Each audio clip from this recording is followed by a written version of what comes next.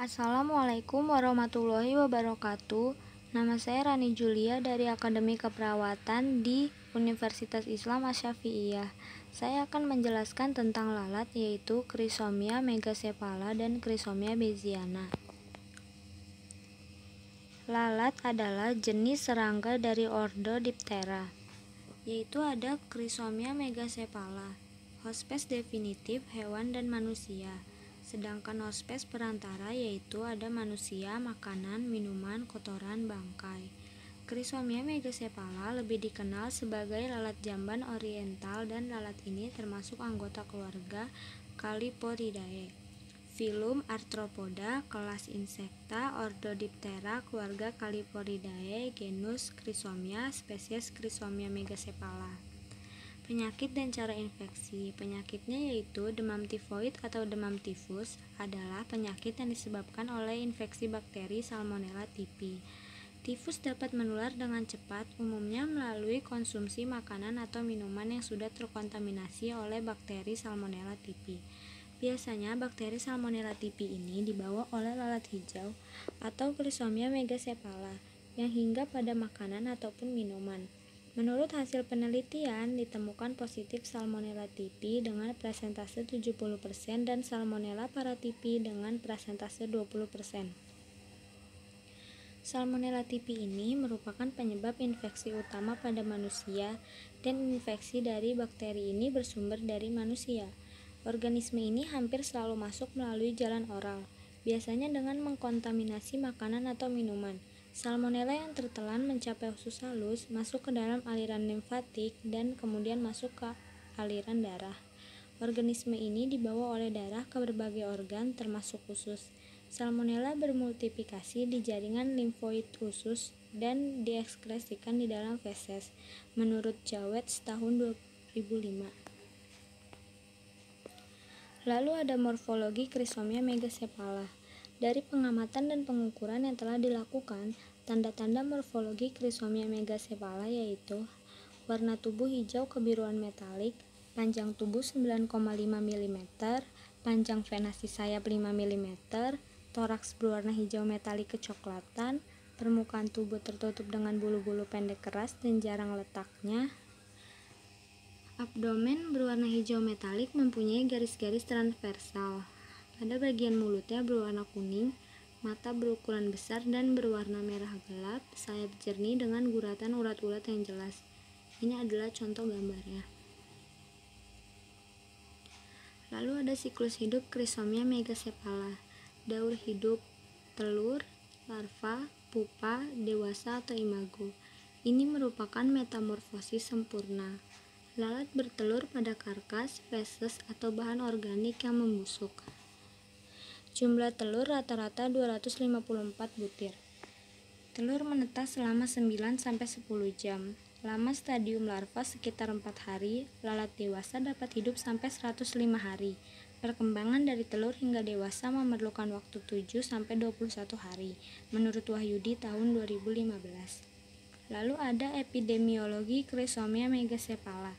Tahap pradewasa lalat hijau atau Chrysomia megacephala adalah sekitar 8,5-9 hari pada suhu 24-28,5 derajat Celcius dengan kelembapan 85-92%. Di Indonesia, lalat hijau yang umum di daerah pemukiman adalah Chrysomia megacephala. Lalat ini berkembang biak di bahan yang cair atau semi cair yang berasal dari hewan. Lalat ini membawa telur cacing Ascaris lumbricoides dan Trichuris trichiura yang menempel pada bagian luar tubuhnya. Menyenangi tempat basah seperti sampah basah, kotoran, tumbuhan membusuk. Lalu ada patologi dan gejala klinis. Pada pasien yang mengalami demam tifoid atau demam tifus selalu menderita demam pada awal penyakit. Demam berlangsung 3 minggu, bersifat febris, remiten, dan suhu tidak terlalu tinggi. Pada awalnya suhu meningkat secara bertahap menyerupai anak tangga selama 2-7 hari. Suhu akan naik pada sore dan malam hari, tetapi demam bisa pula mendadak tinggi. Dalam minggu kedua, demam akan menetap, mulai menurun pada minggu ketiga dan akan normal kembali pada minggu keempat. Pada abdomen, mungkin ditemukan keadaan nyeri, perut kembung, konstipasi, dan diare. Selain gejala-gejala tersebut, pada penelitian juga didapatkan gejala lainnya seperti sakit kepala, batuk, lemah, dan tidak nafsu makan. Lalu ada diagnosis laboratorium.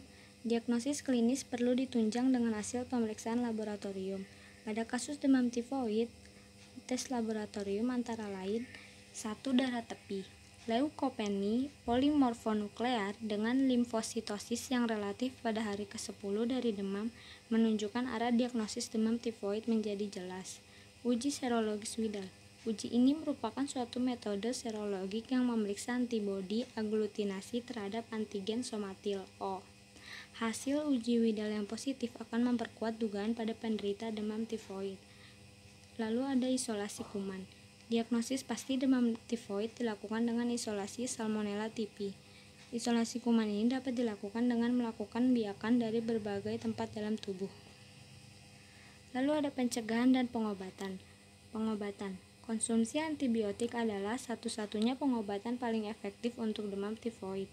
Minum banyak air, bed rest, makan makanan yang mudah dicerna. Lalu ada pencegahan. Menjaga kebersihan, hindari kontak dengan orang sakit, vaksin tifoid, mengkonsumsi makanan dan minuman yang terjamin kebersihannya. Lalu selanjutnya ada Chrysomia beziana, hospes definitif hewan dan manusia, hospes perantara manusia, daging, luka, dan tempat kotor. Chrysomia beziana adalah parasit yang selalu ada di mamalia. Lalat parasit ini memerlukan inang untuk menyelesaikan perkembangannya. Dinamakan Chrysomia beziana karena penemu lalat ini yaitu seorang entomolog Italia yang bernama Mario Bezzi. Filum Arthropoda, kelas Insecta, ordo Diptera, keluarga Caliporidae, genus Chrysomia, spesies Chrysomia beziana. Adapun penyakit dan cara infeksinya. Penyakitnya itu miasis. Kata miasis berasal dari bahasa Yunani, yaitu mia, yang berarti lalat. Adapun definisi miasis adalah investasi larva lalat Diptera ke dalam jaringan hidup manusia atau hewan vertebrata lainnya dalam periode tertentu dengan memakan jaringan inangnya termasuk cairan substansi tubuh.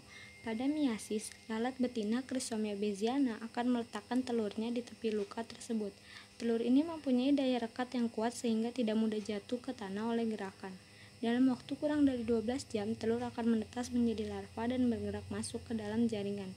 Aktivitas larva di dalam jaringan tubuh mengakibatkan luka semakin besar dan kerusakan jaringan semakin parah.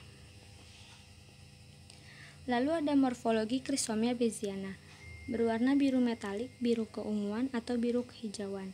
Kepala berwarna oranye dengan mata berwarna merah gelap.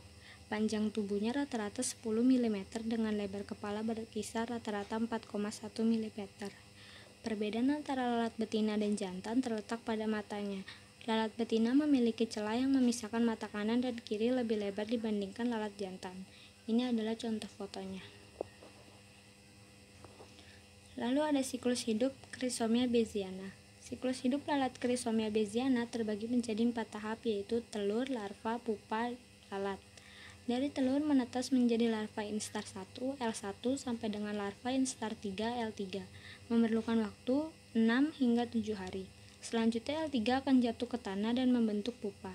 Dalam waktu 7 sampai 8 hari, pupa menetas menjadi lalat atau imago. Setelah kawin pada umur 4 sampai 8 hari, lalat betina akan bertelur pada jaringan yang terluka. Lalu ada epidemiologi Chrysomia beziana. Lalat Chrysomia beziana tersebar di kawasan Afrika bagian tropis dan subtropis, subkontinen India, Asia Tenggara dari Cina Selatan menuju Malaysia dan Filipina hingga Papua New Guinea termasuk Indonesia. Lalat ini umum ditemukan di pasar dan warung terbuka, pada daging, sampah, kotoran binatang seperti kuda, sapi, ayam, dan babi, kotoran manusia, saluran air kotor, buah-buahan, dan sayuran busuk. Adapun patologi dan gejala klinis. Infestasi larva miasis tidak menimbulkan gejala klinis yang spesifik dan sangat bervariasi tergantung pada lokasi luka.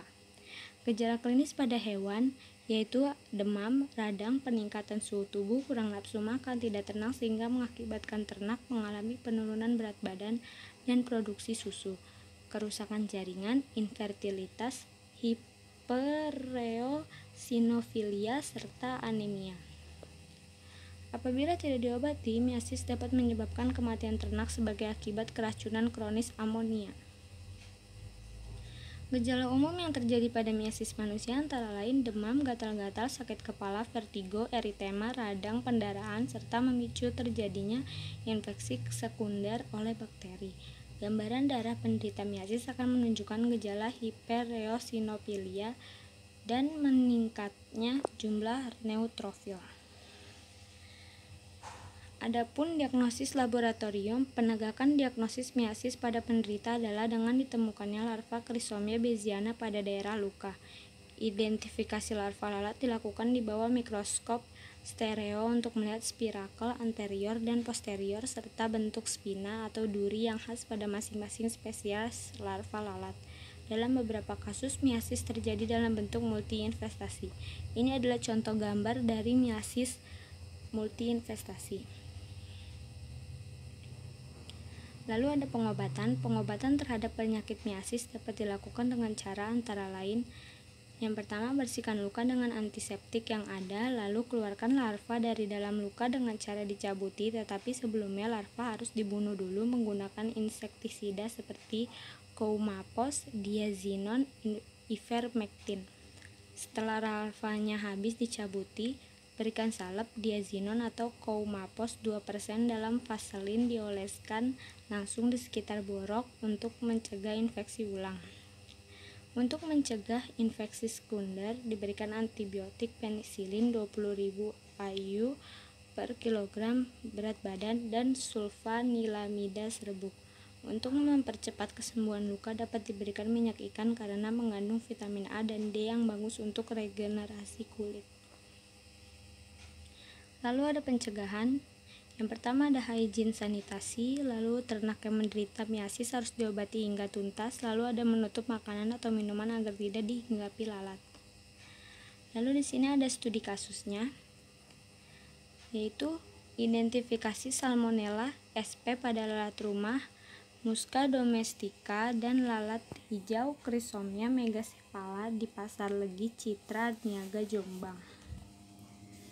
Penelitian ini bertujuan untuk mengetahui adanya bakteri Salmonella SP pada lalat rumah, Musca domestica, dan juga pada lalat hijau yaitu Chrysomia megacephala. Berdasarkan penelitian yang dilakukan dari 20 sampel lalat yang diambil dari 3 lokasi pengambilan sampel, yaitu dari tempat pembuangan sampah TPS, pedagang buah, dan pedagang ikan, terdapat 2 sampel lalat rumah yang positif bakteri Salmonella SP yang diambil dari lokasi pedagang ikan, dan terdapat 2 sampel lalat hijau yang positif bakteri Salmonella SP yang diambil dari tempat pembuangan sampah atau TPS. Sehingga dapat disimpulkan bahwa terdapat sebagian kecil 2 sampel positif bakteri Salmonella SP dari jenis lalat hijau dan sebagian kecil 2 sampel positif bakteri Salmonella SP dari jenis lalat rumah. Bagi pedagang pasar dan dinas pasar diharapkan untuk menjaga kebersihan lingkungan dan dilakukan perbaikan sanitasi untuk pengendalian faktor penyebaran bakteri agar tercipta lingkungan yang bersih, indah, aman, nyaman, dan damai. Sekian dari saya. Mohon maaf apabila ada kekurangan dan kesalahan. Wassalamualaikum warahmatullahi wabarakatuh.